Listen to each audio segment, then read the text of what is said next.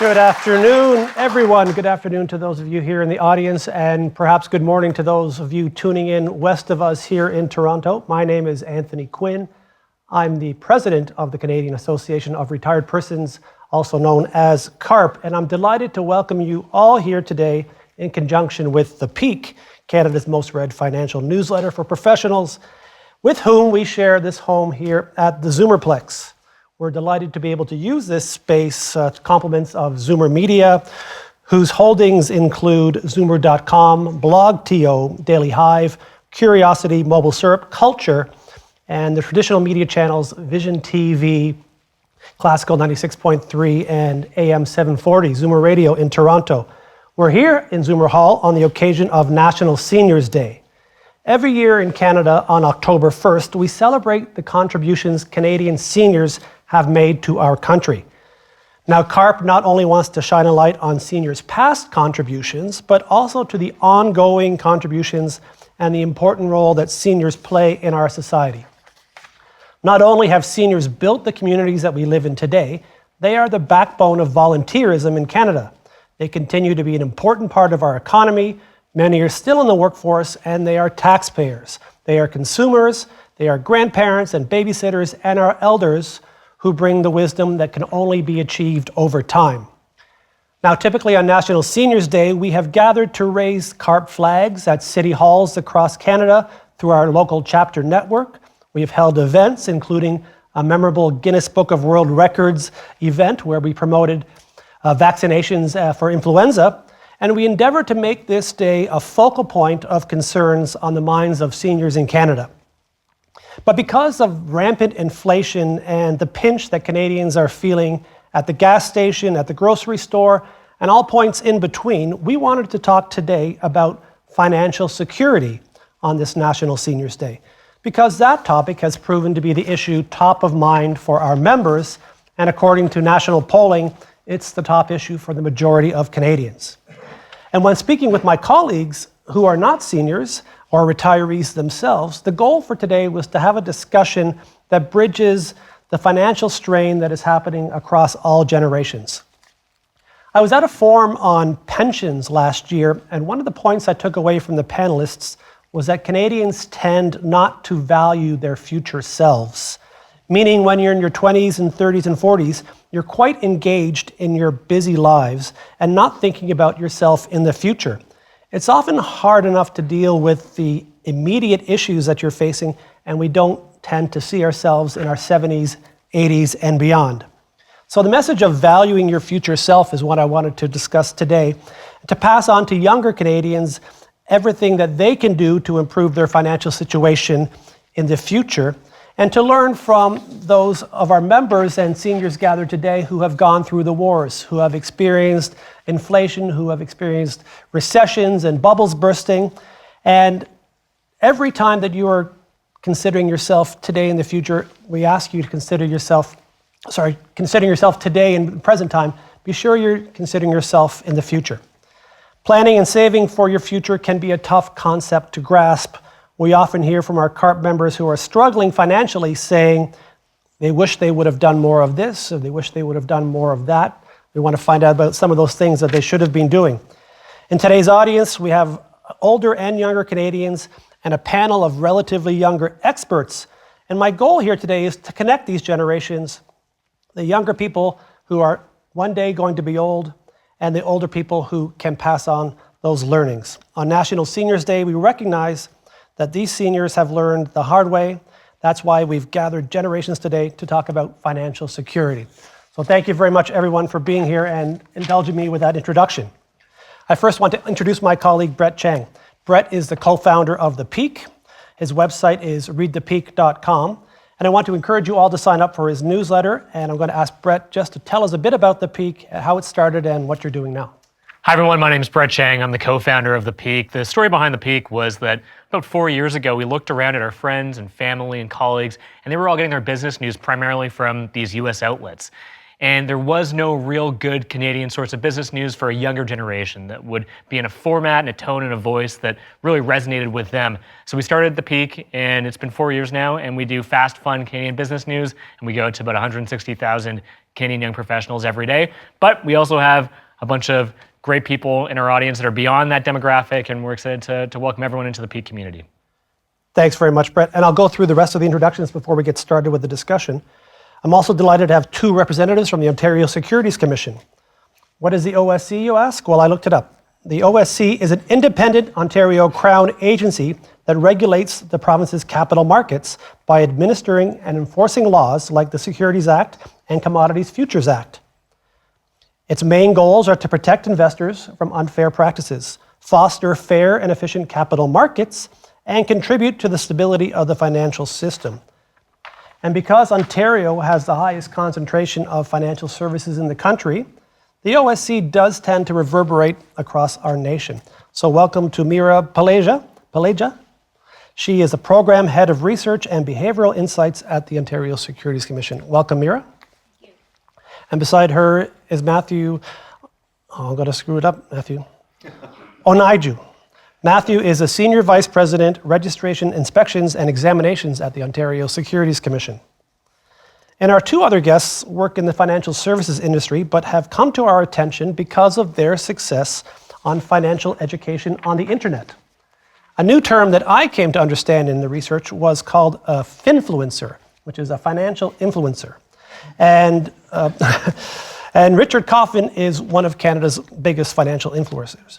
He's an investment analyst and portfolio manager with Watson D. Primo Steele, and he has CFA and CFP designations. You can tell us what those are as part of our conversation. And Richard has branded himself as the Plain Bagel. I want to find out a bit more about what the Plain Bagel means. His YouTube channel has over 1 million subscribers and lists 225 current videos. So that's a lot of information and a lot of influence, I think, Richard. And last but not least is Ben Felix. Ben is a Chief Investment Officer and Portfolio Manager at PWL Capital. He's also a YouTube host and an expert in evidence-based investing. He has his MBA, his CFA, his CFP, his CIM, and FPI. So again, when we talk about who is investing your money, we want to find out what those designations mean. So, thank you very much, all of you, for coming to our panel today, and all of you for joining us. Looking forward to learning from you. So the first topic I wanted to cover was the question of financial security. Are Canadians feeling financially secure, and what are you hearing from your audiences across generations? So Brad, I wanted to start with you. The parliamentary budget officer was in the news last week, literally pulling his hair out at the debt and deficit that Canada is facing, saying it was completely unsustainable. Housing prices are up, or at least leveling out now. How has the Canadian economy affected your audiences? I think when you think about the cost of living crisis, it's young people that are really bearing the brunt of that, and that's primarily driven by housing costs. It used to be the case in Canada that if you worked hard and you went to school, you got a good job after, and you could buy a house and raise a family in that. And if you look at housing prices today, that's no longer really possible unless you have some type of outside support, whether that be through family or you win the lottery. And so because of that, there's a lot of younger Canadians that just feel stuck. Like they can't take that next step in life. And that's primarily driven by housing prices, but it's accelerated by the increase in prices of everything. And that's due to inflation, that's due to tariffs. There's a bunch of contributing factors there, but young people really do feel like they're being left behind in today's economy. And I think it's great that we're having this important conversation today about what you do about that. Maybe I'll go to Richard then. So that's perspective of younger investors or younger Canadians. What do you think the experience is for older adults who are worrying about outliving their money if they've done enough to save for their retirement, not knowing just how long that longevity will last? Sure. I think with the older audiences and populations, you see a lot of risk around the unexpected costs and medical costs. And one thing that we were discussing earlier is the cost of senior homes and those sort of support networks, which have also increased quite a bit in costs as well. So, the younger generation, there's this frustration and concern around housing, and ironically, weirdly enough, you see the same sort of anxieties at the other side of the spectrum, but for a different purpose, for a different reason. And Canada faces shortages in terms of hospital beds and all these issues that ultimately impact senior populations disproportionately.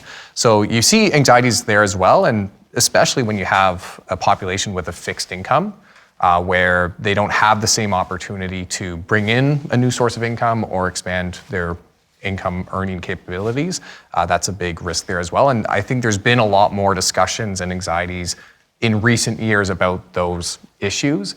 And you know, as an advisor, you see it firsthand where someone goes through that experience and the stress that it brings to them and family members as well.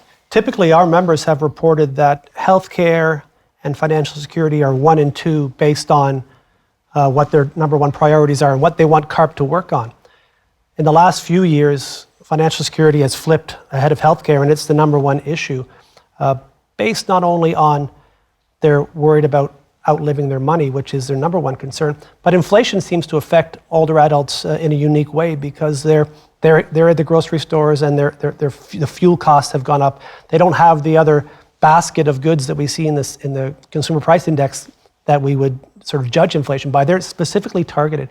Do you think that older adults are unique, or are Canadians, younger Canadians, feeling it the same way? Maybe I'll ask Ben to weigh in on that. I think every individual is going to have their own inflation basket. It's a little bit difficult to say whether older or younger Canadians are going to feel inflation more as a group. But I think it is very important for any individual who's planning for their future to think about their specific inflation basket based on what they consume. And that is going to be different for everybody. Statistics Canada actually has a pretty neat little calculator on their website where you can plug in what you spend your money on, and they will tell you what your personal inflation rate is. And then you can compare that to indexing on things like CPP and OAS to help plan for the future.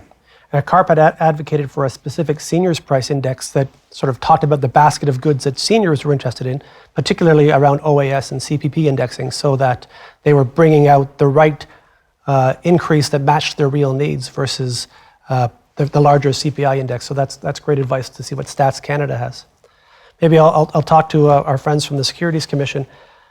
What role does a securities advise or securities industry have to play in protecting Canadians on their daily lives? So while you're advocating or administering the investment professionals' activities, how does your role translate to the everyday Canadian? Maybe I'll ask Mira first. So, I mean, what I will say is that one of the things that the OSC has been doing a lot of lately is carrying out research to help us understand the different groups and the different populations that are impacted, and essentially to drive evidence-based decision making and how we develop policies, how we develop regulation. And so one of the things that we looked at recently was the experiences of retirees versus pre-retirees. So this was work that we carried out and published in January of last year. And what we saw is that the experience of retirees and pre-retirees, so those that are 55 plus, are different in a lot of ways, suggesting that retirement is changing. So what we're seeing is that pre-retirees might be retiring less comfortably than current retirees. We see that pre-retirees might have less access to workplace pension plan, for example. We see that they're more likely to rely on selling their home as a way to fund their retirement. And we're seeing kind of patterns that are consistent across the two groups. So concerns around inflation, concerns around housing costs and rental costs. And so, you know, by doing this kind of work, we're trying to understand what's the landscape, what is the everyday person experiencing, and how can we drive policy, educational efforts, regulation to help account for all the different folks that we're dealing with. Matthew, how has the landscape changed for our audience, for the individual investor over the last, say, several decades? I think it used to be you would just shake hands with someone and then they took care of your money going forward. That was it. So how has it changed, and how has your role as a regulator changed? I think that's a great question, Anthony. I think that, what we've experienced is truly unprecedented rate of change in terms of the technological deployment and capabilities of the marketplace and the median for which clients interact with their investment professionals. For instance, 10 years ago, NVIDIA was a penny stock, and now it's one of the most capitalized companies in the world. We've witnessed growths of new markets entirely, such as cryptocurrencies and whatnot. And, with the pandemic, the do-it-yourself investor opportunities have increased geometrically, which creates new opportunities and risks. I think at our role at the OSC, it's to make capital markets inviting, thriving, and secure for all Ontarians and Canadians through our extension and colleagues in our work with the CSA, the Canadian Securities Administrators. And, we do thoughtful research, as Mira suggested, but we also have important oversight channels and mechanisms to continuously stay informed, perform monitoring and testing, report on deficiencies, which overall inform policy, and we'll take appropriate remedial action where we identify there's challenges. How hard is it for a regulator to keep up with all of these changes? Because changes seem to happen, and regulators are often chasing the new things that are happening. How hard is it for a regulator to keep up with what's going on? I think that's a great follow-up question, and I think that through our strategic plan that was announced last year, you can observe how we've recalibrated the commission to be more agile. We hire smart people like my colleague Mira, and we have a whole thought leadership division, which really emphasizes horizon scanning to stay on top of these emerging trends. Well, I think investor education is one of the things we hope to accomplish today, and the three gentlemen here are in that business. Aside from their own job as investment advisors, they are educating Canadians. So maybe, Richard, tell us a bit about your role as an educator when it comes to the latest investment advice, or an audience finding a new place for investment advice. What's your role as an influencer, a finfluencer? Sure. So specifically with the content I cover, and for my own area, it's really changed over time. It's gone from covering a lot of basics to now I actually cover a lot of more recent economic headlines. Tariffs have been very popular to cover on the channel, but there's the role has really been to for me and for Ben as well. There's a lot of information in the space, and not many people with traditional experience in the industry contributing to that content. And so where I have found success, and where I think Ben has found success as well, has been coming in as people who work as advisors and providing information to the space with the background and that professional perspective. And that's not to say there's great content as well from people who don't have that background. But there's actually quite a few limitations on registered advisors being able to post content from their employers. It's a big liability risk for TD Bank, for example, to have one of their advisors posting content on social media. So you just often have a veto across the entire corporation for posting any sort of content. So a lot of the content I've been posting has been trying to come from that professional background and giving that perspective while also allowing room for other perspectives in the space as well. Well, there's obviously an appetite for that information because you have 1 million subscribers on your YouTube channel. I imagine most of them are Canadian. A lot of US actually as well. And part of that as well is tariffs is one example, but there's plenty of US news that is covered on the channel that impacts Canada's economy. I don't have to explain that Canada's economy is very heavily tied to the US, whether we like it or not, for better or for worse, right? But when it comes to central bank decisions and securities decisions, ultimately the US market is the biggest in the world. It impacts the Canadian stock market. You have a lot of Canadian stocks that are dual listed on both exchanges for that reason. So there is also a large US audience. And for me, compared to other channels, a lot of the information I focus on is very broad and general, with the idea being to give information to that broad audience, even outside of Canada. But one of the top demographics for sure is Canadian. And Ben, that investment advice opportunity online, if an individual investor decades ago wanted to discover this information, they would have to take the Canadian securities course. They would have to spend hours and hours and hours of research. I watched one of your 16-minute videos and I felt like I knew everything. So what is your advice to folks who watch your videos? And is that something that is actionable, or is that the kind of thing that they listen and learn and then take back to their own advisors? I try to make every video have actionable takeaways for people so that they're not just watching it for entertainment. So they do typically have something actionable. Either you maybe should be doing this or considering this or not doing this other thing. One of the things that I try to focus on, is it okay if I use some harsh language? Please do. I'm citing an academic paper, if that helps. There's a huge amount of financial bullshit on the internet. And that is, there's an academic paper on financial bullshit. It's basically a language that has an indifference for the truth. So you go and look for content because it's become so easy to create content. There's tons of information that's just not very good. It can be misleading, can be not useful. In some cases, it can be harmful. So what I try to focus on my channel is combating that type of information and giving people actionable takeaways that are evidence-based and sensible that they can go put into place in their own financial plans. And is there a concern, I'll jump ahead to a question I had for later, but is there a concern on the Security Commission side that who is giving advice and how are they regulated if they're on the internet and there's a lot of opportunity for bullshit? What's the role of what's the role of the commission? Well, I think that's an excellent question, and we do perform monitoring on influencers as they're described. This past June, we participated through our enforcement division in an international sweep of influencers targeting 87 of them and 9 issuers that have relationships with individuals that provide online advice. There's a concept called the business trigger in securities law.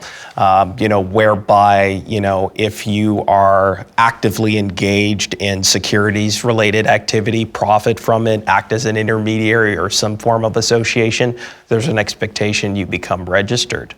And in which case the securities regime is applicable to you and, you're subject to false, misleading and such and so forth.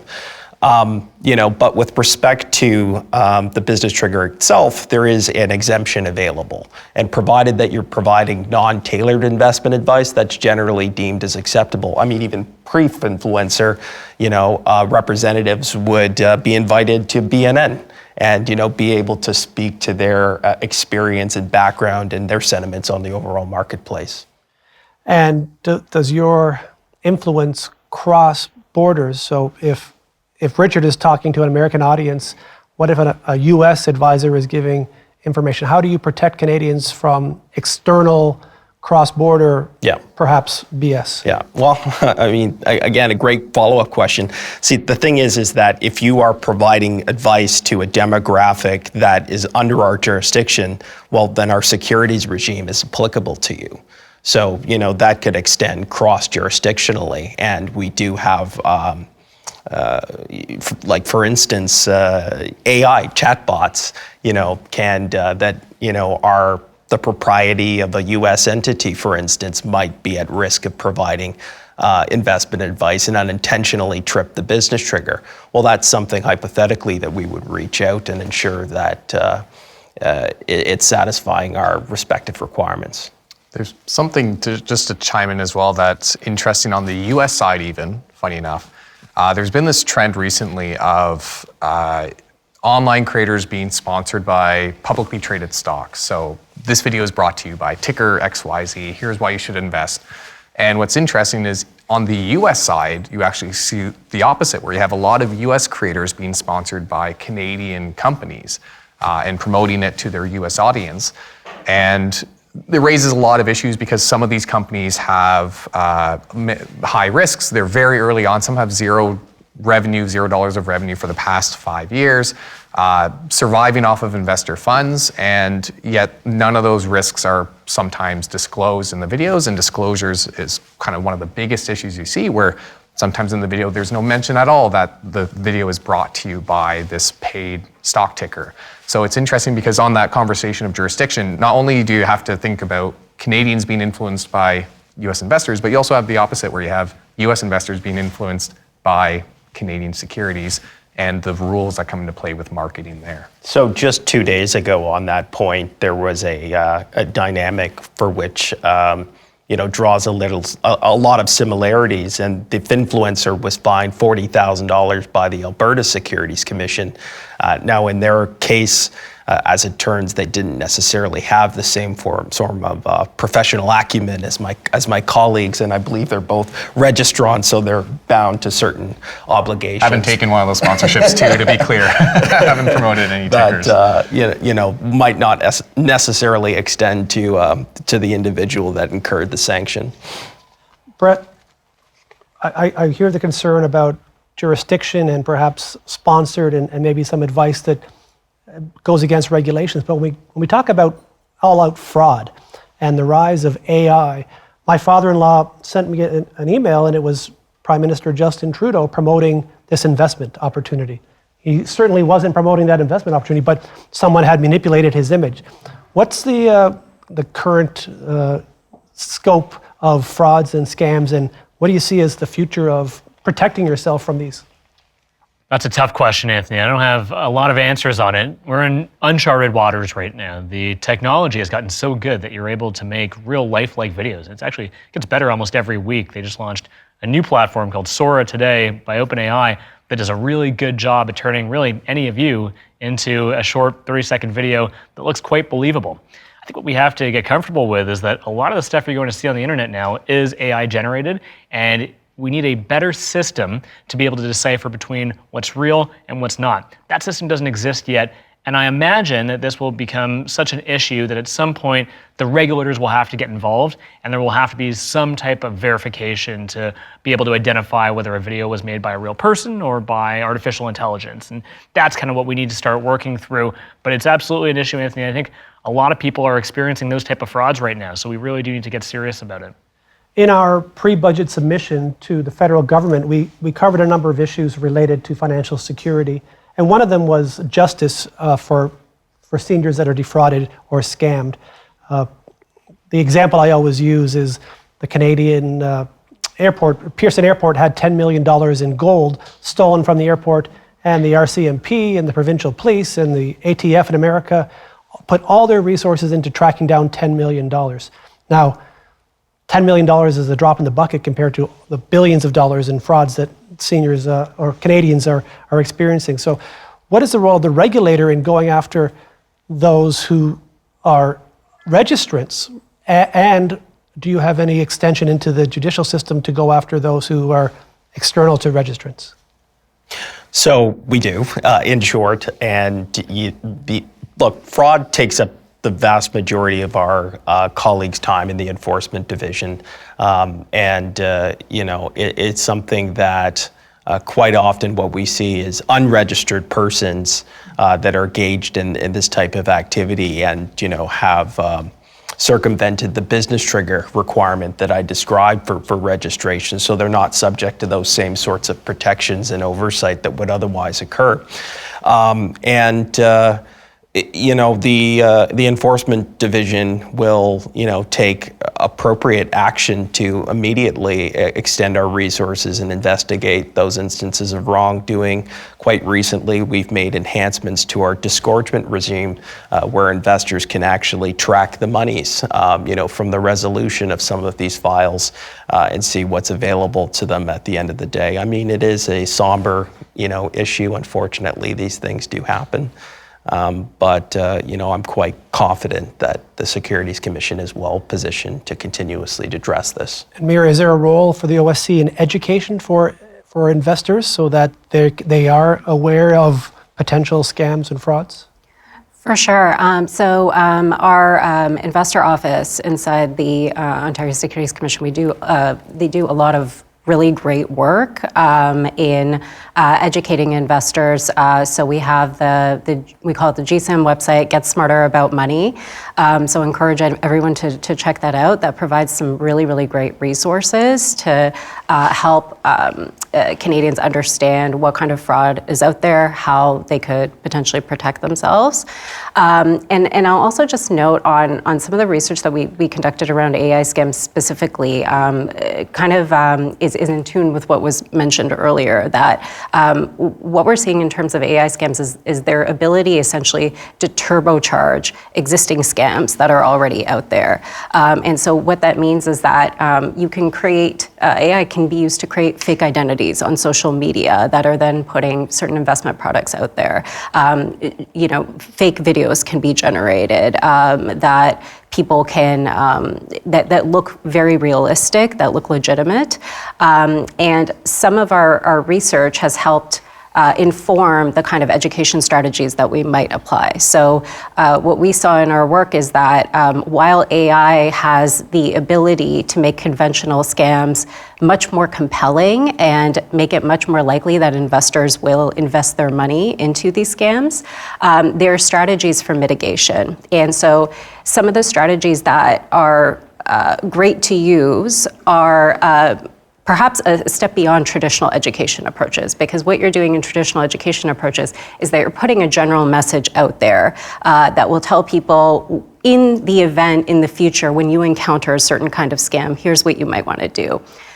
What the behavioral science perspective, so the kind of work that my team specializes in, what we really look at is what exactly needs to happen at the moment that somebody is presented with a potential scam. So we know that by being very specific about when you encounter the scam, knowing that you're encountering a scam, being very timely at that precise moment that's something that's happening. Those are factors that can help kind of close that gap between the traditional education efforts and what actually happens when someone is at the point of decision making. So we want to deliver very targeted, tailored interventions at the exact time that people are encountering the scam. Well, sorry, go ahead, Matthew. And just one other thing. The Ontario Securities Commission has also very much revamped our disruption efforts, and we're taking down thousands of fraudulent websites at this point in time. And, so I think coupled with the investor education and experience, investor alerts, websites such as the one Mira mentioned, Get Smarter About Money, and, these disruption tactics, I'd like to believe that we're making a meaningful difference. Too often we hear from our members after they've fallen for a fraud or a scam, and they can report to the Canadian Anti-Fraud Centre and they can't answer the phone because it's ringing off the hook. Based on your behavioral insights background, what is the type of thing that people should be thinking to themselves when, you mentioned the triggers, but what is the psychology behind those who are looking for that thing that's too good to be true? And they know it is, but what clicks in their head that they still go through with it? Is there something you could add to that thought I have? Yeah, I think one very well documented feature of human psychology is this level of optimism bias that we have, where sometimes we see the statistics, we know something is risky, we know something is speculative, but for some reason we think that that doesn't apply to us, that we're gonna get really lucky. And so I think one of the things that we want to be mindful of is, as you said, if something seems too good to be true, it probably is. And familiarizing ourselves with the statistics and just recognizing that we're not necessarily above, what typically happens in these kinds of cases. And we often think we are smart enough to sniff out something that's a fraud or a scam before it's too late. And they prey on that ability to convince you that you're smart enough to make the decision rather than knowing not to do it. Is there a connection there on how they're playing off people's belief in themselves? I think that could very well be happening. I think that as people, it's kind of people evolve in their understanding of these kinds of scams, they become more resistant to them. And then what happens is the scammers also need to kind of step up their efforts. And so it's a little bit of like an evolution almost, where you might become a more sophisticated investor over time, but the scams are also increasing in sophistication. And I think that's where technology and AI presents a big risk, because AI is really enhancing these scams beyond, in many ways, what the typical investor might be prepared for at any given moment in time. Well, a note to all of you to follow that website and find out what those latest frauds and scams are and how to protect yourself. Can I add one thing, Anthony? Please. There's been a regulatory push over the last few years for clients of investment advisors to designate something called a trusted contact person. So that's someone where if the investment advisor sees something that doesn't seem quite right, they have the ability to contact the trusted contact person and say, hey, maybe it's the trusted contact person's parent or sibling. Hey, your mom or your dad is asking me to send this money over here, or they're asking to withdraw all of their investments. This just doesn't seem quite right. Can you talk to them? And so it's a really good way to have a third party involved to catch scams before they actually get executed. I have a quick anecdote from my time when I was a chief compliance officer at a national firm. Like, such an instance truly made a meaningful difference in the outcome for one of our investors. There was one of these, international scams that you hear of, and our client was completely convinced that this was legitimate, and was very sincere and wanted to help. They were prepared to send them, the vast majority of their life savings, and we thought we need to do something here. So fortunately, that mechanism was available to us. We reached out to the adult son and daughter, and they were able to speak to what we perceived to be a senior but a vulnerable investor at that. And we had a very good outcome as a result, because they were able to successfully convince their mother that this was clearly fraudulent. That's good news. Go ahead. And we also saw in our research on retirees that 81% of retirees have not appointed a trusted contact person, and 73% of pre-retirees have not.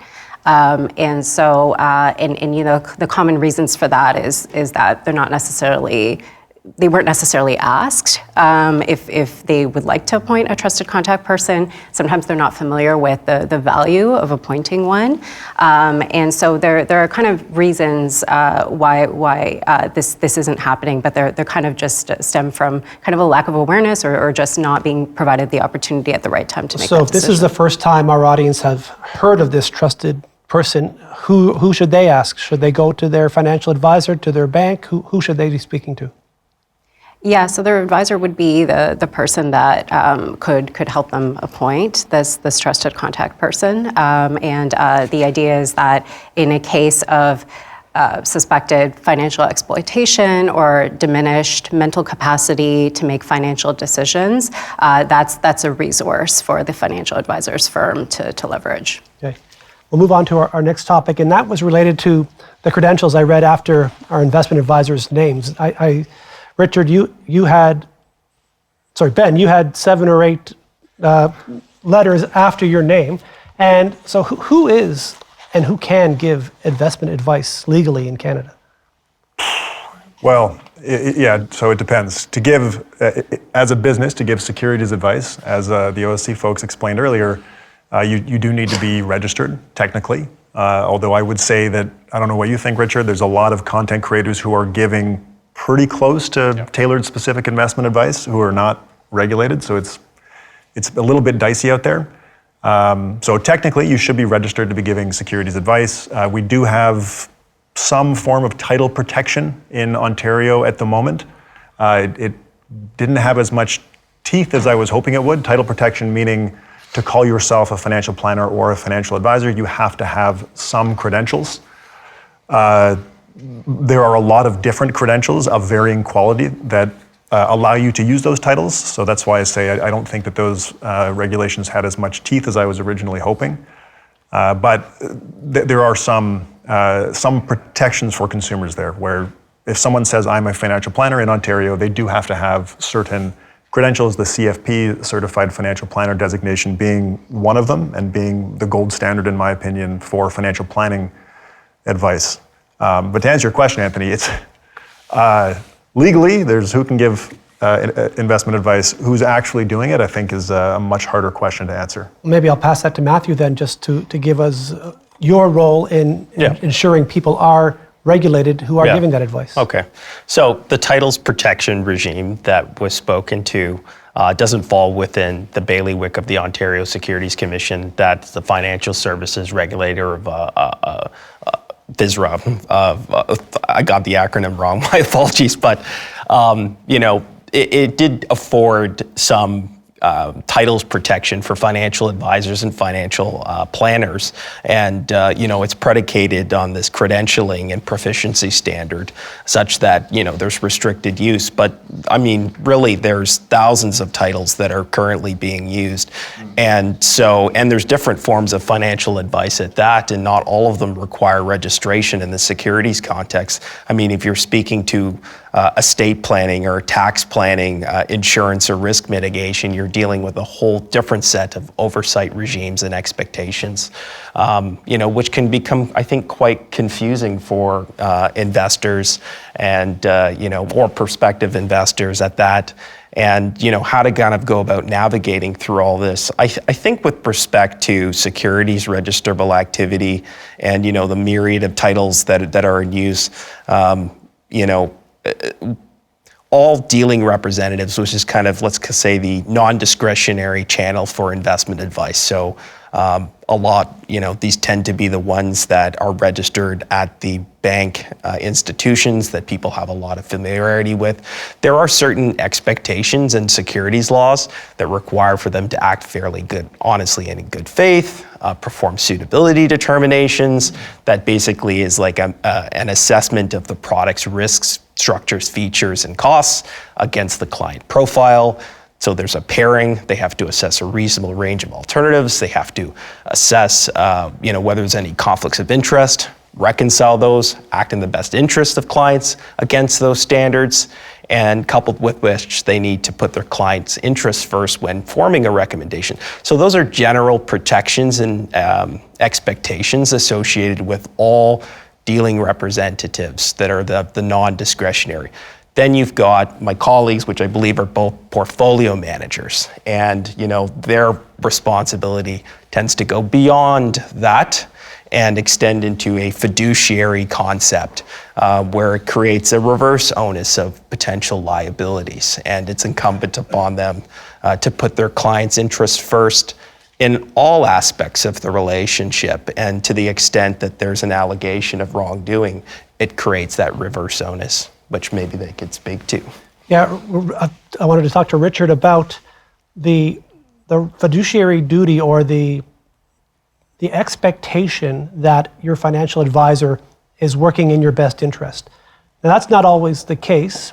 Your advisor could be working for their bosses and making sure that their bosses are getting served as well. Can you tell me what the responsibility is for advisors today? Yeah, so just quickly, it's an old stat, so almost a decade old at this point, but I know as of 2017, only around 3% of advisors owed a fiduciary duty to their clients based on their registration. So fiduciary duty is not a very common form of registration or obligation for advisors to have. As mentioned, there is, this duty of care, meaning that the security has to be roughly appropriate you can't be selling a very aggressive growth fund to a retired senior who's very limited income, for example. That could be a form of liability on your half. But when it comes to fiduciary duty, it's not very common. And again, part of the issue as well is there's not much of a distinction. Both are advisors to the client. So clients don't have much awareness about this distinction between the two.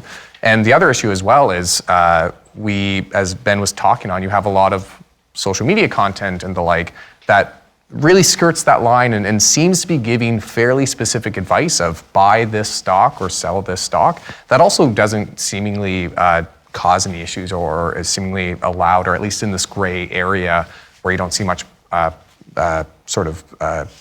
crack down on that type of activity. So when it comes to fiduciary duty, it's again that idea of putting the client's interest first, having that liability if something is found to be inappropriate, and it's a more strict standard that's just not as common in the financial service industry, in part because there's a higher bar to reach. And especially when we talk about larger financial institutions, banks are one area where you have a lot of issues at times based on sales practices and the like. It can be an expensive place to bring all of your employees to based on credentialing and training and things of that sort. So you often see kind of the lowest bar being the bar that some of these institutions reach for, and that can naturally lead to a lot of issues.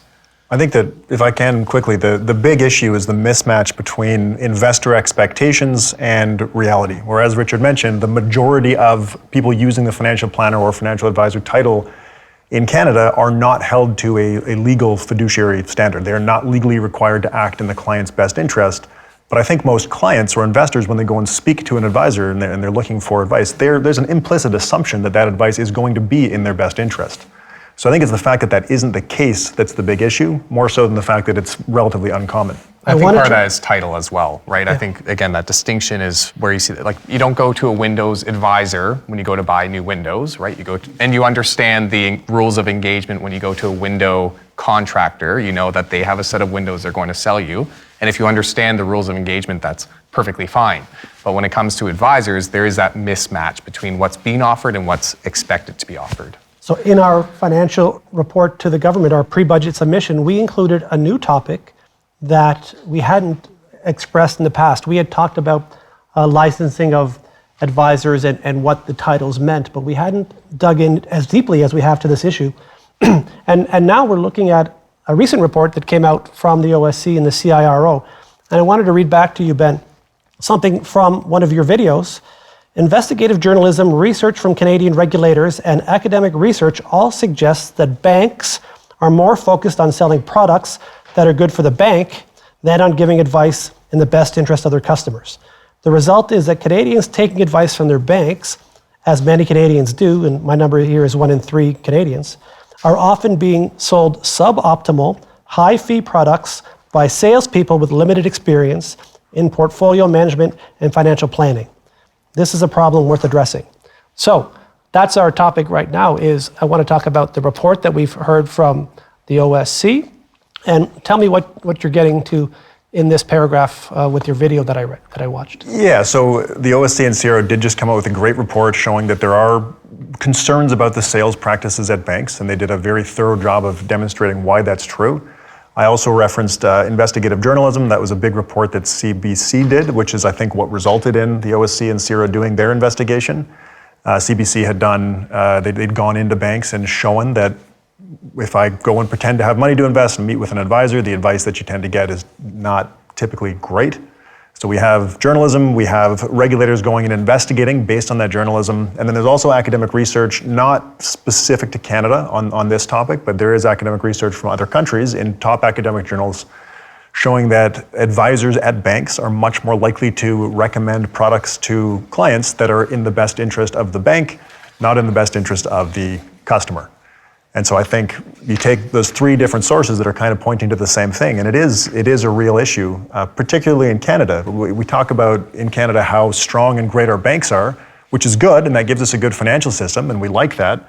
But one of the reasons that they're so strong and so profitable is because of this issue, where they're selling products that are really good for the bank to consumers, and those products are maybe not the best things for the consumers. So Matthew, I think I need to respond to that one. We quoted the OSC report in our presentation to the government, saying 25% of representatives across the banks reported that clients had been recommended products or services that are not in their best interest, at least sometimes. So that's a concern for CARP, that if you are going to an in-branch bank advisor, they might not always be acting in your best interest. So can you tell us more about that report and how it came about? Well, firstly, maybe I'll invite Mira to kind of speak to the overall report and methodology, but just to kind of clarify some technical terms, we have not commenced investigation at this stage in the context of formal securities law definitions, but we have performed this research which identified that there was some disconcerting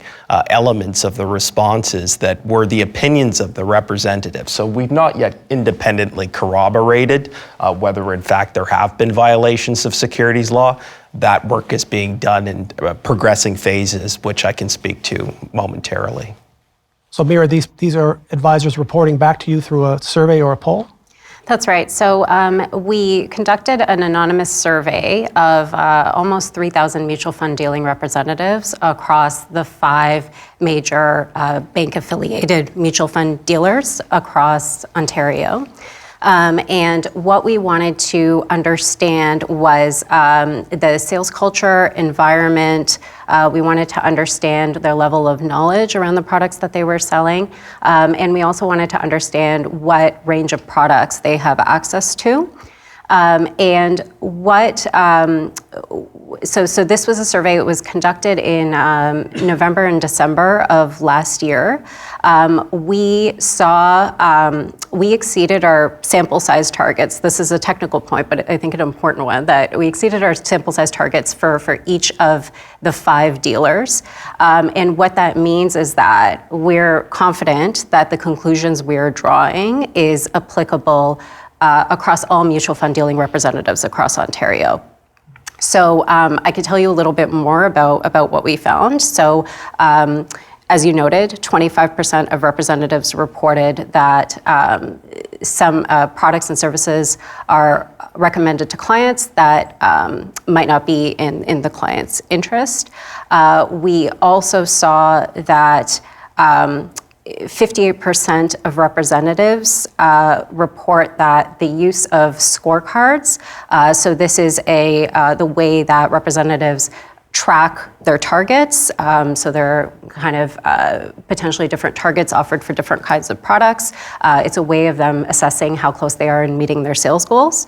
And we found that 58% report that that's a significant source of pressure. And we found that 40% of representatives say that the scorecard it affects what products and services are recommended to clients. In terms of product offerings, what we found is that the majority of representatives report that, yes, they are only able to offer their bank's own proprietary products, but the majority are also satisfied with the product offerings they have at their disposal, although they also say it would be nice for them to be able to offer additional products. So it's a little bit, they feel positively either way. And then in terms of knowledge, what we saw is that overall, representatives were able to answer our knowledge-based questions quite accurately. The one exception to that was they did not answer as well a question relating to product fees. So 23% of representatives answered that one incorrectly. But what we are seeing overall is that this provides an additional kind of form of information that could help us in terms of our next steps and exploring to what kind of controls the dealers actually have in place to address any material conflicts of interest. We'll talk about those next steps, but I want to ask Brett, what's the expectation, do you think, for your readers and generally folks that are going into their bank branch and seeking financial investment advice? What do you think is the expectation from the general public? Well, most of our audience is on the younger end, and thanks to these guys in particular, I actually feel like our generation is much more educated on financial services and products than previous generations. And so now I bet if you're sitting in a bank branch, you've got younger people coming in saying, they're citing specific ETFs that they know are low fees. They've got a certain methodology in their minds about how they want to invest. And it's not necessarily picking stocks, it's identifying, which are the lowest fee products possible. And so I think that's probably what you're seeing a lot at the banks now. But unfortunately, there's a mismatch there, which is they'll go into the bank branch and whoever's advising them in that branch is going to be trying to sell them on products that might not be in their best interest, and it's only because those are the products that they have available and they're the only products that they can sell. And so this is where we need to see some type of reconciliation in terms of the information that these guys are giving, but also the ability to actually purchase those products in bank with their existing financial services providers. Richard, what's the incentive structure in place in those branches that might be the mismatch between the client and the advisor? Yeah, so I think it's the conflict of interest there in terms of compensation is something that has improved over time.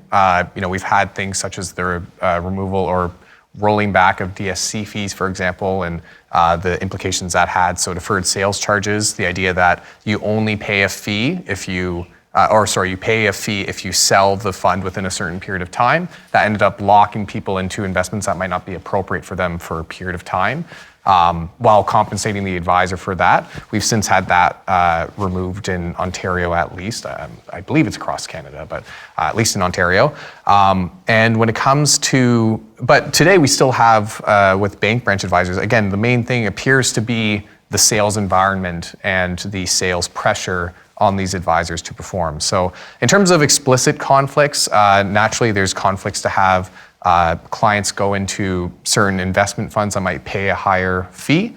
So banks, again, that management expense ratio, which I believe was the specific term that a lot of people misdefined in that survey, is the percentage fee you pay that effectively compensates your advisor. And some funds will pay a more attractive MER than others. That's one factor to consider. There's Attractive to the bank. Attractive to the bank, sorry, for the institution, yes. And when it comes to cross-selling, that's another area that I find interesting is you can go to a bank branch advisor for investments and walk away with a credit card. Because you have financial institutions that offer all these offerings, and they're really promoting to their advisors to get your clients to not just open a TFSA, but also to open a line of credit, also to open a credit card, because that's very profitable for the institution. So it's those pressures that are really a big conflict of interest. And really, like I said, you walk into one institution, you'll get a completely different service versus when you walk into another, while these people are both called advisors. And that's really where you run into some issues. Now, our audience typically, and I know from personal experience in talking to our members, that they can be with their bank for 30, 40, 50 years or more. This is a place they are going where they trust the advice and the service they're going to get at their branches. Ben, what do you think is the expectation that the banks, that we should have on those in-branch advisors? What should they be offering to their most trusted clients?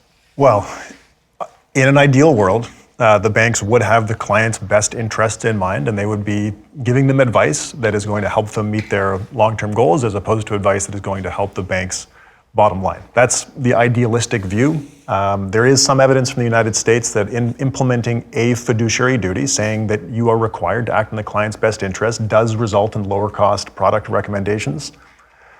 So we could see something like that. Our banks are pretty powerful though, and I don't know if they would want to have that type of regulation in place, because it makes it harder for them to sell the products that are in the bank's best interest. I do have a couple comments on the MER, the management expense ratio, being one of the areas where bank advisors were less knowledgeable on. If you look at the data on fund performance, one of the best predictors, if not the best predictor, is fees. So the fact that that's something that bank advisors, even though it was only 23% that didn't get it, still that's a high percentage. And that does line up with CBC's reporting, where in some of their interviews, they did have advisors telling the prospective client that the fees are nothing to worry about, or they don't really matter. So I think that is a big issue. And that really is the crux of it, where banks want to sell higher fee products. Higher fee products don't tend to be great for end investors. Just to that point, to add on to that, so I believe it's Erica Johnson is the investigative journalist who did the CBC piece. Really great and very eye-opening on that front. But it's not just inappropriate or inefficient investments. At times you're having explicitly bad advice. Mm-hmm. So you have someone coming in with credit card debt where you're paying a 20% interest rate, being told to invest money in mutual funds or GICs, which is offering generously a 4% return if you're talking about GICs. We wouldn't really see that these days. So the issue is, again, it's not just that the advice is at times inefficient or perhaps not optimal, because there's a lot of room for optimizing most people's financial situations. And if you're it's better to be crudely right than perfectly wrong. The problem is that you're having at times advice that is actually working against an individual, locking someone's funds up in a low return GIC versus putting something in a more appropriate retirement-based fund of some sort. Even if you're talking about high fees and respect and acknowledging that, it's again that issue of cross-selling and someone coming in to ask for advice about debt management, walking away with investments when that might not be appropriate. I do want to say quickly that something that I learned when I made the video that you referenced earlier. Well, I learned this two ways. My firm, PWL, we've hired people who previously worked at banks who were doing their best to give great advice. They were certified financial planners. They were doing a good job for their clients. They were more the exception than the rule at the bank, but they did exist. When I made that video, I heard from someone who works at one of the big banks, and they were personally offended because they're like, I'm not doing any of that stuff. I am a certified financial planner. I am giving good advice. So they are out there. I think it's important not to lean too heavily into anecdote. I mean, at this point in time, we have some observations and reported instances, that are frankly concerning. And, we intend to undertake an examination, a formal review of all elements of sales practices, conflicts of interest, the disclosure that's in place, the controls, the training in order to assess compliance with securities laws. The vast majority of Canadians access their financial advice through these channels. And, I think that it might be just a little bit too early to signal to the alarm that this is inherently not acting in their best interest, which is in fact incongruent with securities law expectations. And we've had conversations with the management of these institutions, and they seem to have signaled commitment that they're very much attentive to the concerns that have been raised, and are working through us through these issues with us. Well, timing-wise, everyone's investment horizon is different, and if these proposed issues or these identified issues continue and the banks are considering perhaps tackling it at some future date, when does the regulator look to start regulating? Is it a conversation between the regulators and the banks to, over time, address these issues that you flagged, or is there a demand from the regulators to take action?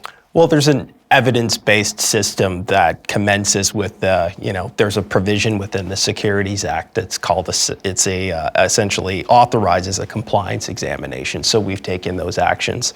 And then so there's an exchange of artifacts and materials and interviews that is currently underway, and the teams will respectively assess compliance with securities law. Then it becomes a very, formal legal process, as you probably imagine, where a report will be issued to these institutions that, may identify instances where the requirements were not achieved. To the extent that the responses to those findings are inappropriately addressed, there's escalation channels available. I do have a question. So under securities law, if bank advisors are giving advice that is suitable, but not necessarily in the client's best interest, would that be within the law?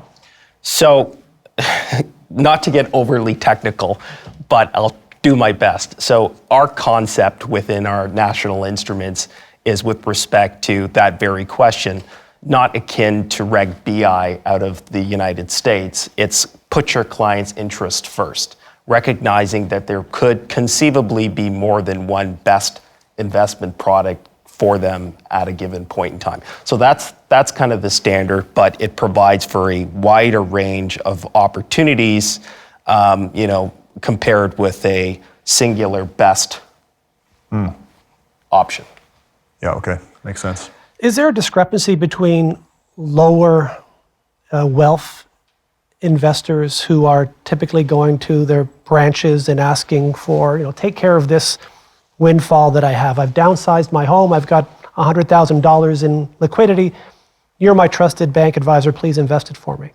Versus someone who went to the same bank wealth division across the street, and they might have access to much more inclusive products and different products than the person in the in-branch. Is there a requirement that the banks should be treating all of their clients the same and helping them to get ahead equally? Well, I mean, institutions are allowed to segment, and I would suspect my colleagues likely do segmentation as well. There's a certain cost associated with the provision of investment advice, and those costs are accounted for through the services that are ultimately offered. So like in my own experience in working through these institutions, it wouldn't be uncommon for segmentation to occur, and I don't necessarily think that that's inappropriate.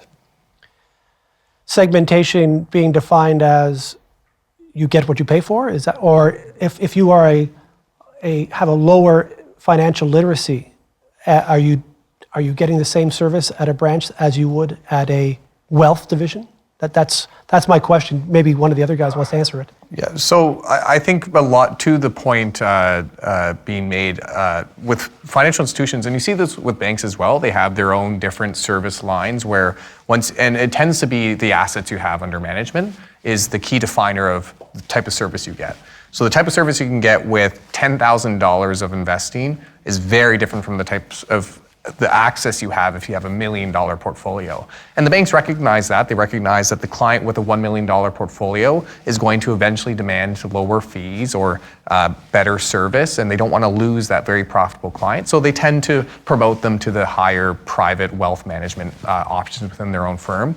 But it is a bit of a math issue in the sense that it's hard to provide financial service for smaller books of business because the fee has to be paid somewhere, and that's why you see the entry-level mutual funds charging such a high management expense ratio is because for a $10,000 portfolio, you're going to need to charge a higher percentage to compensate for the advice. So part of it is just that intrinsic aspect that is hard to really work around, but there is also part of that is it leads to this issue where you do have beginners and people who could benefit the most from high quality financial advice do tend to get the entry level types of advisors and things of that sort. And I agree with Ben that there's a lot of great bank advisors out there. There's a lot of people who are passionate about the field. That's why they're in the field.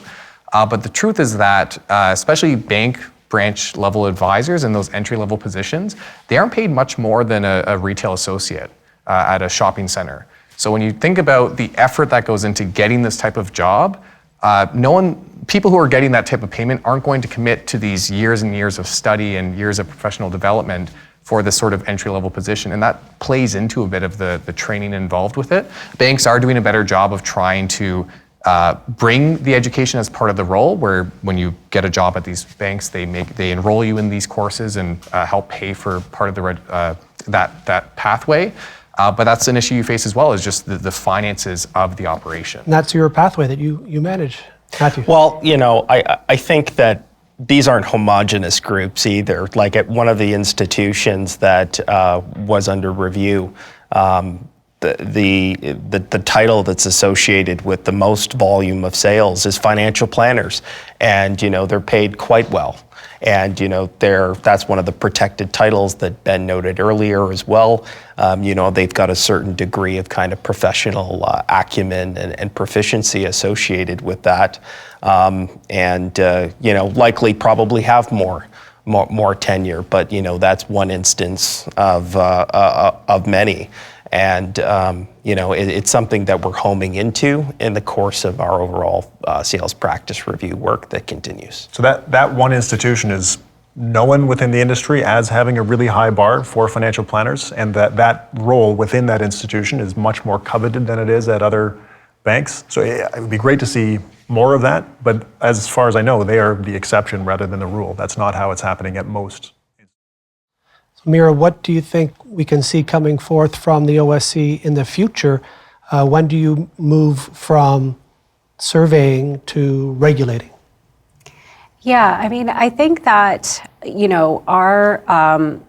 our team's work is really focused on kind of generating the insights that would be used to inform next steps, and then we kind of leave it up to our colleagues to decide.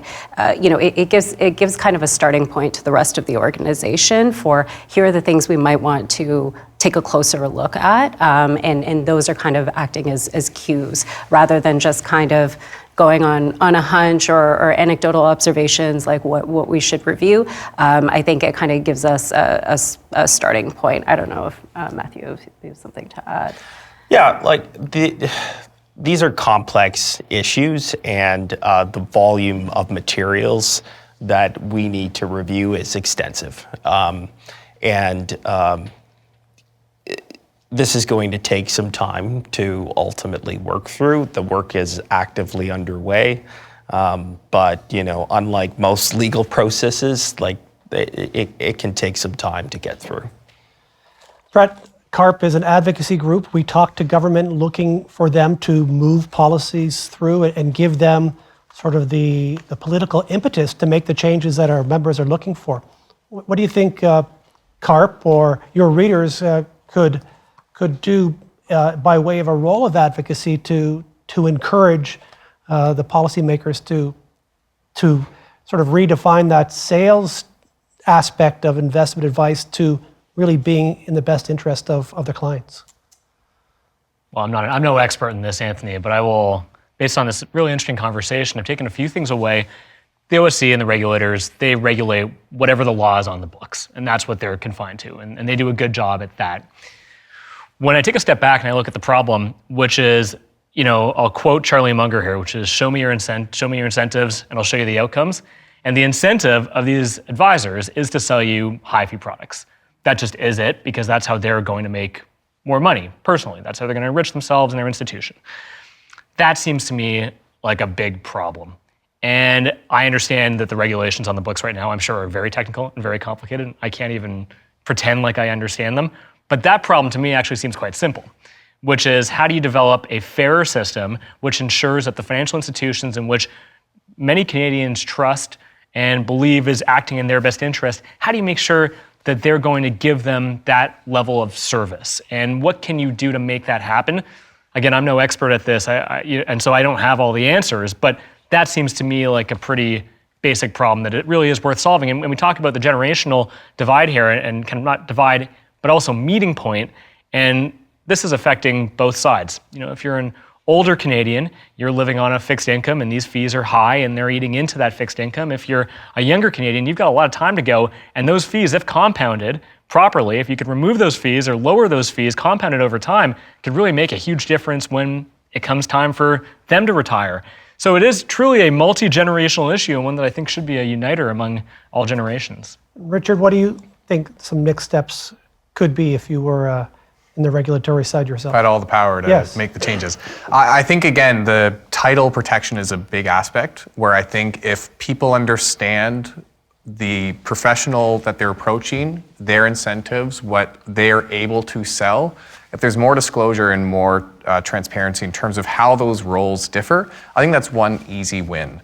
Because I think there's too much confusion in terms of what the differences are. And like I mentioned, when you go to I'm going to switch my analogy to doors for some reason, but if you go to someone who sells doors, you understand the incentives. They're going to sell you their doors, they're not going to sell you the neighbor, the competition's door model, even if it's a better one. I think if you set that same expectation with education, transparency, disclosures, and importantly, those name differences, I think that helps quite a bit.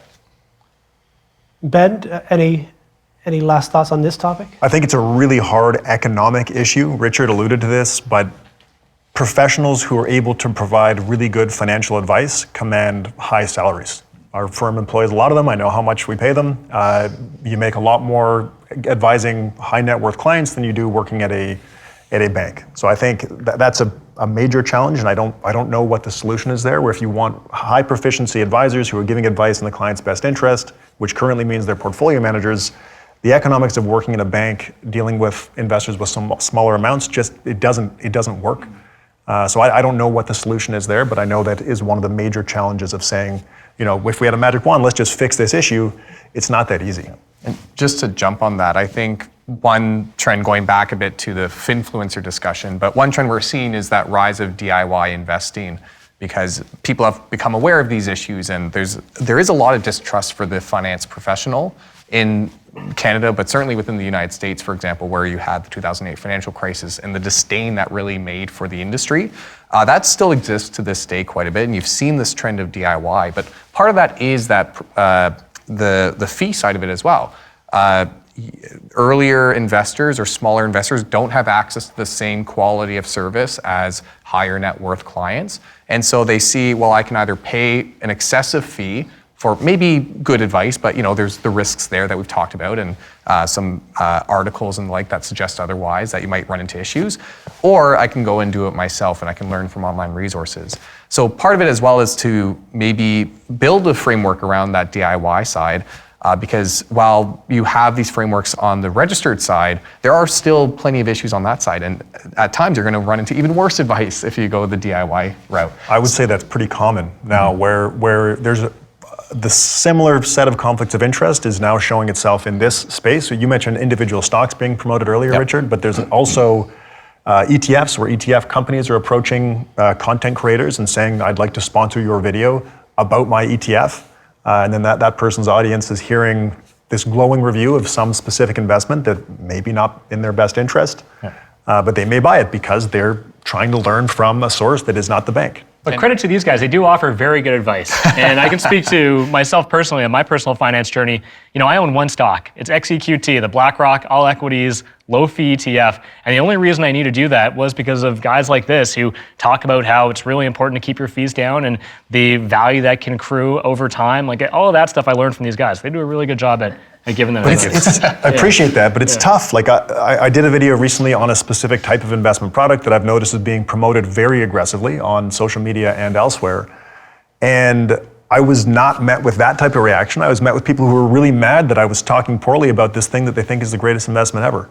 I think financial product manufacturers are very good at identifying the errors that investors are making and the biases that they have, and creating products that meet those things and that are more profitable for the financial institution. And I think we're seeing a lot of that happening in different ways today, not just with individual stocks, but also with different investment products. Well, when we talk to our members, we certainly don't want them to go DIY. We are looking for them to get the best possible advice, and whether that's in their branches or with independent financial advisors, but certainly thinking that you can become your own portfolio manager by watching a few videos, that's always a concern as well. And that can certainly lead to very negative outcomes. I think one innovation that's happened and is increasingly popular that I think is overall positive, it's probably very positive, is fee-only financial planners. So there are people now who are not charging you to manage their investments, your investments. They're not selling you a product. You're paying them a fixed dollar amount or an hourly rate for them to do a financial plan. Whether they can make investment recommendations, that's a little grayer, I think, or maybe not gray at all. I don't think they can make investment recommendations unless they're registered. Yeah. They can talk about asset allocation though. So that is an emerging business model where people can access advice even if they don't have a large amount of assets to invest. Matthew, something else before we wrap up this report? Look, I think that, kind of on the two front of, the emerging trends that we're identifying, the frequency and manner in which investors are consuming investment advice is, something that very much on the horizon of the OSC, as well as our counterparts at Zero. And, I think we can expect for more in that arena in the kind of coming months and years ahead.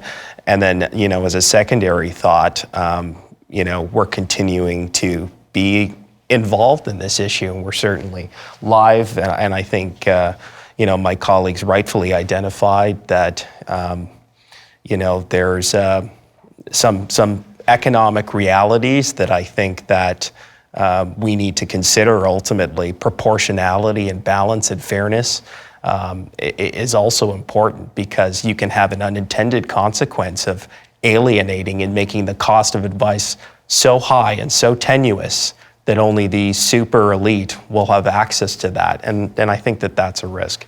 But what I will also say to conclude is I think it's important for investors to be engaged in their portfolios and their investments. In my experience, many investors are kind of resigned to the whole thing. They don't know what their holdings are, and they kind of have this complete deference.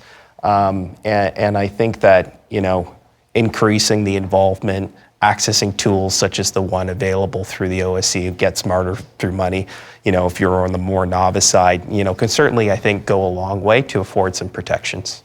Well, your report certainly was on our minds and the headlines caught our attention. So we'd be looking forward to see where the OSC goes with helping to protect investors and making sure they're getting the best possible financial advice through those channels. I wanted to move on to our last topic, which is the intergenerational fairness and equality. Now, CARP talks about old age security and protecting old age security, and we're concerned that old age security is under threat due to Canada's financial debt and deficit issues. New NATO requirements that are going to cost billions of dollars out of the federal budget, and just how big of a flashing red light old age security is when it comes to the government looking to take care of their books. We talk about investments in RRIFs. So you invest in your RSP and it grows tax deferred. And then when it comes to turning age 71, it converts to a RIF, and all of a sudden you're taking it out according to the government schedule, not according to your own. And then the Canada Pension Plan is a third thing that we promote and talk about as being one of those stools in your financial security. So you've got your investments and your savings, and that's your businesses. But I wanted to talk about intergenerational fairness. There is a gentleman in British Columbia, Dr. Paul Kershaw, and he runs the Generation Squeeze think tank out of the UBC. And his contention is that older adults are getting ahead at the expense of younger Canadians. So Brett, I wanted to ask you a bit about what is the perception amongst younger Canadians on this concept of intergenerational financial fairness? Are the boomers to blame for everything? Where do we start? I have to be honest with you, that is the perception. If you, like I said at the start of this panel, if you look back, there was a much clearer path to build real wealth in this country than there is now. And those challenges are primarily due to one thing and one thing only, which is housing. Housing, I imagine that many in this audience and many who are tuning in live, you own your house. You've got that asset that you've paid into for a very long time. You've likely paid off your mortgage, or you have a small one remaining, and you have that stool in your retirement available to you so that when you choose to downsize or to retire fully, you can sell that asset and use that towards your retirement. Many young people don't feel like that is even possible for them. And so they begin to now struggle with this idea about what my retirement actually looks like. It becomes at that point such a fiction that they could even retire at whatever age that they really begin to write it off. And that, I think, is where the resentment comes from, because they look at the older generations and they think to themselves, these people really do have it all. In many instances, and this is, again, not a casting judgment upon anyone here, but in many instances, when there's an opportunity to build new housing, these are the same people that are against that housing. And there seems to be a dynamic that's emerging, or a narrative that's emerging among young people, that there really is a intergenerational divide, that they are the unlucky ones, and it's becoming tougher to get ahead. And I kind of do have to agree with them on that. Now, Ben, you've told me that you've looked at the cost of housing versus leasing or renting, and not necessarily a distinction between owning and renting these days. Yeah, so I've done research using data from the Canadian Real Estate Association. They've got a house price index for a bunch of different cities. Also from CMHC, who produce a series of rents. I use those data and some other inputs to compare the financial outcomes of renting and owning over the last 20 years. And there's differences across cities. They looked at 12 Canadian cities. Some cities that you would expect, Vancouver has been better for owners, Victoria's been better for owners. Overall, 7 of the cities were better for renters, to my surprise, even when I did the analysis. And the remaining 5 were better for owners. Toronto, actually, over that 20-year period, was better for renters. There are a lot of assumptions built into that analysis, though. It assumes the biggest one is that a renter is saving and investing in a low-cost index fund and in a TFSA or RSP, the cash flow cost difference between renting and owning. If you go and take out a mortgage to buy a house, if you can afford a down payment, the combination of your mortgage payment, your property taxes, maintenance costs on the home, or condo fees if it's a condo, are typically going to be higher than the cash flow costs and the monthly outlay for renting a similar property.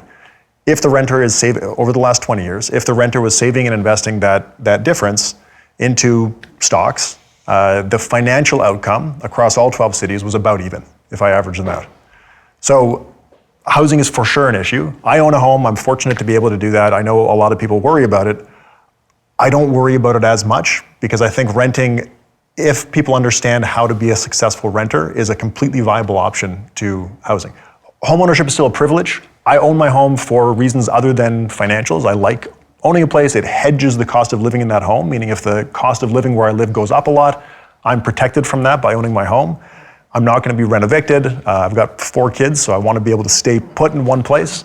That's all important, and I'm grateful to be able to own a home for those reasons. But I don't think renting gets enough credit as a housing option when we talk about this issue. I agree with everything that Ben said in terms of the economics between renting and owning. That's just true. However, there are 2 caveats there. One, what do you do if you can't even afford to rent in a big city, which is where the employment is? And 2, like you kind of ended with, I think this is an important point, if you do want to start a family, a lot of people don't want to be in a rental unit where their landlord could decide one day that they're going to renovate the whole thing and they're going to kick you out for a bit and you got to find a new place and change schools for your kids. Practically speaking, to raise a family in a rental unit can be very challenging. And this is all anybody wants to do. They want to find a place that they can afford, settle down in, and be able to raise a family there. And that's really tough with rentals. The economics of it, you're absolutely right. It is effectively the same. If you look at the S&P 500, it's out-indexed housing in Canada. Like, for sure that's true. But housing's just different. It's not, there are, one, a lot of people that can't afford to rent at all in cities because it's just way too expensive. I think the average rent for a 1-bedroom home now in Toronto was $2,000 a month. When I first moved to downtown Toronto, and this wasn't that long ago, I'm not that old, but it was $1,200 a month. And so you can see just how much that's accelerated over time. And 2, yeah, I think people do want to raise families and they want to have homes that they can kind of stick around in. Now, is that a building issue? Is that an immigration issue? We're not looking to put the blame on older Canadians because they invested in a home. They paid 17% mortgage rates at some point. They maintained the roof. They've done everything that the government asked them to do. And now someone wants to flip that on their head and say, you guys are greedy for having done that. Well, now we're getting into controversial territory, Anthony. I'll just express my opinion. It's just a building issue. We could live in a country where there is housing abundance, where we have high density units throughout the city and there's enough units for everybody, including those new Canadians that we welcome to this country. The practical challenge with that is that, one, it's very difficult to build housing in Canada, and that is due to a myriad of regulations at every level of government. 2, in a lot of instances, in a lot of places where you'd want to build this type of housing, they run into challenges from neighbors that stall housing, that make it very difficult to build, and this adds on to the already huge burdens of cost that's required to build housing in a highly regulated environment. Now you've got neighbors that are opposing that, and that is what's stopping it. And Anthony, the truth of the matter is that by and large, if you go to a community consultation on new housing in really anywhere in Canada, the people that are showing up are on the older side. And that's just the fact of it. And so that is where I think the tension comes from between generations. One factor I think worth considering as well is the type of housing being built. You see a lot of luxury condos in Toronto, for example, and over time we've seen a trend of the proportion of housing meant for first-time home buyers has decreased quite a bit. And I think part of that is that long lag between starting and actually finishing a property that we have in Canada. I mean, we're probably one of the slowest countries for building properties in terms of zoning and getting through the process. So for many developers, it's just not worth it to do that for a first-time home buyer. So you see a lot of developers, when they have a plot of land, they focus on the luxury side of it because that's how they get their return on investment. It's not worth it based on economics and based on the regulations to focus on that area that's probably needed most in the country. So that housing issue aside, old age security is also under threat for clawbacks and for potential cuts because of that large number. How important do you think it is for younger Canadians today to see themselves in the future when OAS is intended to be there for them? So OAS is a promise from a younger generation to an older generation that if I work hard, if I pay my taxes, when I retire, there is a promise of having some sort of financial security there for me through my old age. What's perhaps through the generational lens, the point of view of old age security? Is it an entitlement that is making older Canadians fat and wealthy, or is it something that younger people should be looking forward to receiving when they retire? I mean, it's a tough question. I think the reason you have, again, these frictions with that is that current OAS benefits are paid for by current taxpayers. So the tax revenue is covering that current workers are paying is going towards that retirement benefit. So that's where some of that friction comes from. We also have a very top-heavy demographic in Canada. We have a good bump around the 30 age group, but we also have a lot of retirees and people entering retirement. So there is that consideration that you have a lot of the working class paying for this benefit. But there's also the consideration that poverty is very costly for countries. So when you think about old age security, I believe the stat is Canadians 55 to 64, less than, or around a third, I believe, have less than $5,000 of savings, or sorry, 39% have less than $5,000 of savings. 3/4 of those Canadians have less than $100,000 of savings for retirement. Both of which, while 100,000 might sound like a lot, is quite a bit for someone, not quite a bit, I should say, rather, for someone to retire off of. So part of the old age security is to ensure that Canadians who work in the country and who pay taxes their whole life get to retirement and at least have some sort of safety net to ensure that they can cover the bills and things of that sort. So I do think it's a very important program. I think a country like Canada has to have some sort of safety net when you have these demographic issues and this savings issue. But I think people are concerned around the system of how it's funded, and those are valid concerns and anxieties that people have. I wanted to take a moment to ask the audience if they had any questions for our panelists. We have a few minutes to get some questions, so I invite Daria to wait for her to bring the mic around to you. Tell us your name and then ask your question to the panelists. And please don't ask for financial advice for your personal. Right. No.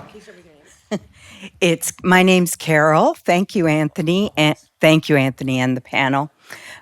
If we can just go back, not for personal investment advice, I promise, Anthony, but just I feel that there is I'm finding a lack of information or education around RIFs, and I am sort of in between. I started investing. I got in the market as soon as I started working in my 20s. I'm now in between the pre-retirement and retirement age, so not likely to get another job as much as I'd like to. So I'm going to take a RIF, but I'm going to start my RIF. But I'm looking at maybe living another 30 years, and so it's not like this whole. The way that things are governed is that if you're older, you have to save you have to put your money in very safe investments. But that's an old model, I think, that's based on people living until they're 70, right? And now people are living till 90. My dad's almost 100. And if I put my money in safe stuff, I'm not going to have enough. So RIFs, I don't know if that means that when you take a RIF, you have to go into safe investments because you don't necessarily, you're still looking long term. If you're 60 and taking out a RIF, you're still looking long term. We've heard from financial advisors who are telling corporations are telling their financial advisors to plan for living to 100. So what's the advice here for how do you finance that longevity? Again, can't give explicit financial advice, but in terms of the general rules, you're right in saying that when it comes to taking on risk. So when we talk about conservative investments, people usually think about bonds, and they say, well, I can't fund my retirement off of just bonds. And I think it's important to acknowledge that age is just one risk variable when figuring out someone's risk tolerance. So risk tolerance being how much you can absorb as an investor from your investments in terms of risk. And the amount of savings you have, how long you have until you need that money, so how much are you planning on withdrawing from your RIF, those are all things that factor into risk tolerance.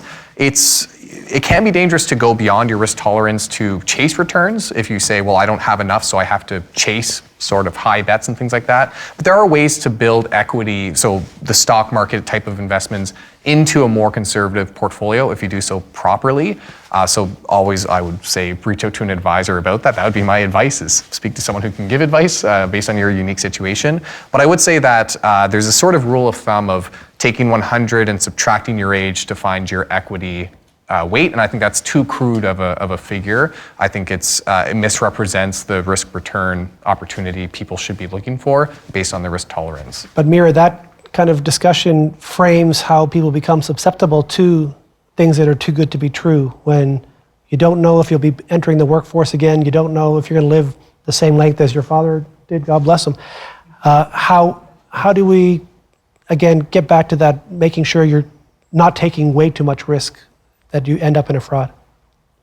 Yeah, I mean, so one of the things, I mean, that's obviously the big challenge is nobody knows how long they have to live, right? And so we do see like a general human tendency to weigh short-term temptations over longer-term outcomes. And so one of the things that we talk about in behavioral science space is just the research showing that, like, if you were envisioning yourself, towards it at an older age, that there are some studies that show that you're going to make better financial decisions. You're going to be less prone to temptation. You're thinking about your future self versus the wants and needs of your current self. So as much as possible to detach any kind of present temptation and to prioritize your future self and your future thinking is at least psychologically, there's some evidence to show that that's an effective strategy. Can I add some comments quickly? I was the practitioner discussant at an academic conference last week. So an academic presented their research, and I gave my comments after reading their paper. And what that research showed, and I hope I don't upset the regulatory folks here, what that paper showed is that investors should be in 100% stock portfolios for their entire lives. Now, there are lots of considerations there. Stocks are volatile. But I think the main takeaway from that research is that when we talk about risk in investing, volatility, stuff going up and down a lot, is one way to think about risk. But the ability to meet your long-term goals, which is I think what you were getting at, is a different way to think about risk. And when you measure risk in those two different ways, you can get very different results. So this paper is not published yet. They have a very cool methodology, though, the way that they arrived at that conclusion, using a huge amount of data. I think even if we accept that research is true, that everybody should be 100% stocks for their entire life, there is a massive behavioral component where, you hear me say that and you say, great, I'm going to be 100% stocks, and the market crashes 40% tomorrow, you're not going to feel so good. And if that leads you to sell your investments, then you're going to get a bad financial outcome, not just a bad emotional one. I think the main takeaway from that research and the main line of thinking that I'm trying to convey is that when we talk about someone who's retiring and maybe still has a 30-year time horizon, the idea that safe investments, safe GICs or bonds, are actually safe may be a little bit flawed or a little bit more nuanced. And thinking about risk in multiple different ways can lead to very different conclusions about what is actually safe. I never thought of it that way. Thanks. Another question. Hello, my name is Mark DeMarco, and I found your presentation today absolutely fascinating. I found myself agreeing with most of the conclusions and observations made by the panel. I was in business school about 40 years ago, and I recall a study that showed that Canadians pay among the highest mutual fund fees in the world. Here we are 4 decades later, not much has changed. So we're still with the status quo. I can't accept that the younger generation is more in touch. They all come out graduating from university, self-proclaimed experts on the environment, but ask them what metrics they would use to evaluate a financial product, and they're clueless. Now, I'm so happy that we have an organization like the SEC looking after investors. You're patrolling the waters for shares, but I'm not entirely sure who's protecting the investor when it comes to mutual fund salesmen. Many, many misconceptions out there, including people from my extended family and my circle of friends. Examples, they think mutual funds are free because they don't write a check every year to the mutual fund company. I had to open their eyes and say, oh, you're paying, and it's not a trivial amount. Most people don't know what they're paying. When I show them, when you're paying 2.5% annually over a holding period of, say, 20 years, that's half the cost of your original investment. And I just find that the literacy is still very low. I would like to see the educational system ramp up. I would like to see more protections. People go to their friendly bank thinking they're getting independent advice. The truth is they're not. They're getting advice which generates the highest trailer commission for the investment rep, or a product that generates big profits for the banks. Most people don't have a clue how expensive these mutual funds are. I would like to see greater education, greater protection for mutual fund investments, because the literacy is still very low. It's pathetically low. Let me jump in Yes. there. So that's the end of my rant. that's advocacy. Maybe Brett. So what do you think? It's been 40 years, and have attitudes changed? Are younger people paying attention to what it's costing to invest? You know, there's always going to be. I think you're broadly right. Education is still poor around the subject matter. I'll use myself as an example because I had resources like these guys and on the internet, and then it opened my eyes to the cost associated with mutual funds in this country and what the alternatives might be, and I was able to make a better decision based off of that. So I like to think that maybe the internet has helped, but if you do a broad survey, and you can talk about that, but if you do a broad survey, you'll probably find that education is still below par, and I don't have any ideas on how to fix that. These guys will. But Richard, you've probably got a video on that. Yeah, probably one of the older first ones, lower quality, so I apologize if you do go looking for it, because I used to film on an iPhone. But I will say that to that point, we have seen small changes that have been improvements. So finance has become a topic in many school curriculums, whereas before it hadn't been really a topic. So we're starting to see a little bit there. And one benefit, I'm quite known for being critical of the social media landscape and the people in it, but I do think it is a net benefit when it comes to that basic introductory information. There's tremendous amounts of accessible free information online covering those topics where you can search a quick video and find hundreds of people answering the question of what is a management expense ratio, what are the fees I pay when I invest. And I think we're seeing financial literacy improve through that social media route. It comes with challenges when you get into the stock analysis and stock pick side, because that's also a very hot area that draws a lot of views. So there is risk in that area, which we talked on. But I do think we're seeing slight improvements there. And then also there are regulatory changes we saw in terms of reporting requirements with fees. So fees are now starting to be reported more clearly in the reports sent to clients. But again, it's the part of it has to be at the engagement level with the advisor in terms of clear disclosure and the like. And I wouldn't have the stats in terms of whether that's being followed through or not, but obviously if that's an issue we're seeing, I think that's where it has to be resolved. There's some good news, Matthew? So, yeah, I was just going to say, I think that this just re-emphasizes the fact that there needs to be an engagement, a two-way engagement with respect to your investments, your understanding of the investments that you're holding. For several years now, firms have been required to produce compensation reports, which is inclusive of the cost of the mutual funds for which the clients are holding. And we have, proposals to enhance those disclosure efforts through a total cost reporting, which is going to depict the entire associated amount of the management express ratio, the expense ratio that we spoke about earlier, in dollar terms, and what that means to clients. And I think that, hopefully those mechanics will improve the transparency. Maybe just to expand on that a little bit, so as it stands right now, it is a requirement for financial firms to disclose to their clients how much the client is paying to the advice firm for their advice. So that was a big regulatory change. And then what is coming, is it coming or proposed? It's coming. What is coming is total cost reporting, where the cost of the advice and also the cost of the product have to be disclosed to the client. So as it stands right now, in your 2.5% example, I think it's 2.3% now, but in that 2.3% example, 1% of that is going to the advisor. That part is currently being disclosed to the client.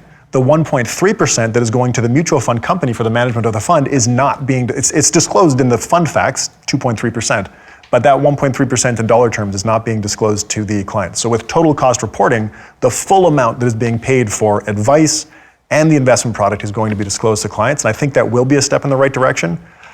Financial literacy is a really challenging topic. It's something that's debated quite hotly in academic finance, where there's this question of, is financial literacy the answer? Is it buyer beware and you should know what you're buying? Or is it regulation? And the argument for financial literacy is that people should just know what they're buying and they'll be better investors no matter what.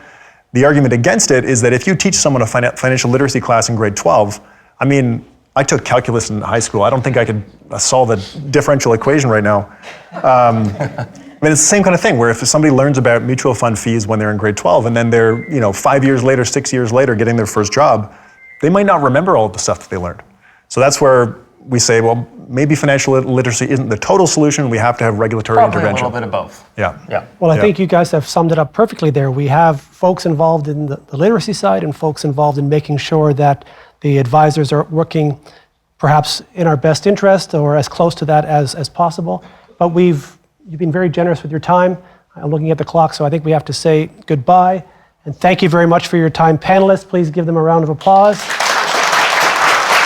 And I want to wish everyone a happy National Seniors Day, and thank you very much for everyone who tuned in online. If you haven't watched the whole event, we'll be sending this to all of our members online. You can watch it on our website, and please do take a moment to visit the OSC websites and the websites of Richard and Ben, and register for the Peak at thepeak.com. Thanks again, everyone. Thank you.